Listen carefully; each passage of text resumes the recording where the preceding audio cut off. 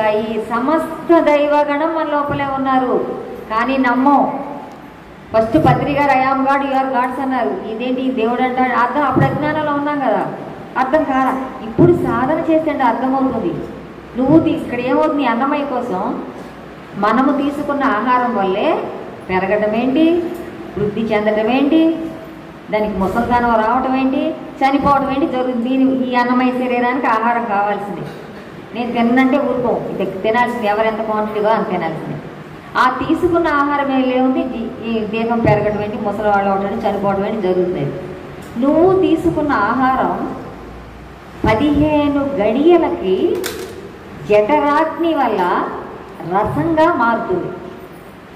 ఈ జఠరాగ్ని పుట్టిన కానించి ఈ జీర్ణాశయంలో ఎన్ని టన్నులు తిన్నామో తెలియదు. ప్రతి వాళ్ళు చూసుకుంటే ఇంత మెతుకు కూడా పోనేమో, ఆఖరి డస్ట్బిన్లో కూడా వేయం, పక్కడికి కాదు పక్క జంతువు కూడా పెట్టాం, ఈ డస్ట్బిన్లో వేసేసాం.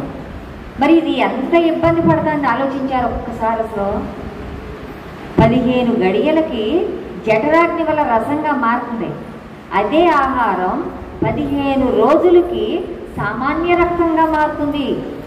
15 అంటే ఏంటి చెప్పండి మేడం? 15 అంటే ఏంటి?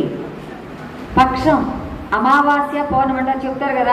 సైకలాజికల్గా ఉన్న వాళ్ళు కూడా వాళ్ళకు ఉధృతంగా వస్తుందంటారు చూడండి, సముద్రంలో ఆటిపోట్లు. అందుకే అమావాస్యకి పౌర్ణానికి భూమి మీద ఎక్కువ శక్తి వస్తుంది కాబట్టి మనము ధ్యాన సాధనలో ఉండాలి. ఎక్కువగా సాత్వికమైన శుద్ధ శాకాహారం తీసుకుని సరిపడా తీసుకుని సాధన చేస్తే నెలకు సరిపడా స్టోరేజ్ చేసుకుంటుంది నీ బాడీ శక్తిని. నువ్వు వృధా ఖర్చు పెట్టేసావనుకో, ఎక్కువ ఆహారం తీసుకుని పిచ్చి మాటలు మాట్లాడేసి పిచ్చి ఆలోచన చేసావనుకో, నీ శక్తి ఒక్క రోజులోనే అయిపోతుంది. నెలకు సరిపడా చాలా అక్కడ ఛార్జింగ్ లేదు నీ బాడీ. ధ్యానం అంటే ఏం లేదు, ఛార్జింగ్ అంతే.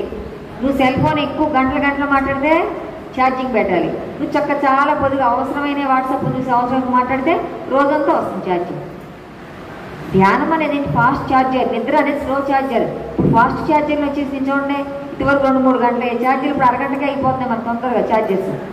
ఈ నిద్ర అనేది చాలా స్లో, నిద్ర ద్వారా వస్తుంది శక్తి, కానీ చాలదు అక్కడ. ఇక్కడ ధ్యానం ద్వారా ప్రతి క్షణం సేవ్ చేసుకుంటాం. అదే ఆహారం 40 రోజులకి శుద్ధ రక్తంగా మారుతుంది. 27 రోజులకి శుద్ధ రక్తంగా మారుతుంది. 27 అంటే ఏంటిది? అశ్విని, భరిణి, కృత్తికాండ, రోహిణి, కృష్ణుని 27 రోజులుగా శుద్ధ రక్తంగా మారుతుంది. తిరిగి అదే ఆహారం 40 రోజులకి ఏమవుతుంది? మాంసంగా ఏర్పడుతుంది. 40 అంటే ఏంటి? మండలం. నువ్వు మామూలు ప్రాపంచికంగా మాలేస్తే అయ్యప్ప మాల, వెంకటేశ్వర మాల, రకరకాల మాలలు వేసుకుంటారు. ఎందుకు మాల వేసుకుంటారు వాళ్ళు? అంతకుముందు రకరకాల అలవాట్లతో ఉంటారు వాళ్ళు. ఆ మాల వేసుకున్నప్పుడు దర్శనానికి వెళ్ళి, ఎందుకంటే మాంసాహారం అని డ్రింకింగ్ అని రకరకాలు ఉంటాయి కదా, అవన్నీ దైవ దర్శనానికి వెళ్ళారు. ఆ 40 రోజులు స్టాప్ చేసేసేవాళ్ళు, శుచిగా శుభ్రంగా స్నానం చేసి ఆ దీక్ష అయినాక 41 రోజు అక్కడ. ఇక్కడ మనకి మండల ధ్యానం ఎందుకంటామంటే ఈ 40 రోజులు ఈ శరీరం కూర్చుంటానికి అలవాటు పడాలి మొదల. ఇది అంత తొందరగా కూర్చోదు, చెప్పినంత ఈజీ కాదు. నువ్వు ఇక్కడ ఒక సజ్జన సాంగత్యంలో ఒక గ్రూప్ ఫ్రీక్వెన్సీకి వచ్చినప్పుడు ఆటోమేటిక్గా మాస్టర్ సహాయ సహకారంతో నువ్వే కూర్చుంటావు. అందుకే మండలం పెడతాం ధ్యానాలు ఫస్ట్ కొత్తగా వచ్చే వాళ్ళకి. ఇక 40 రోజులు అలవాటు పడితే 41 రోజు ఎవరు అవసరం, ఎవరింట్లో వాళ్ళు చేస్తారు. ఇలా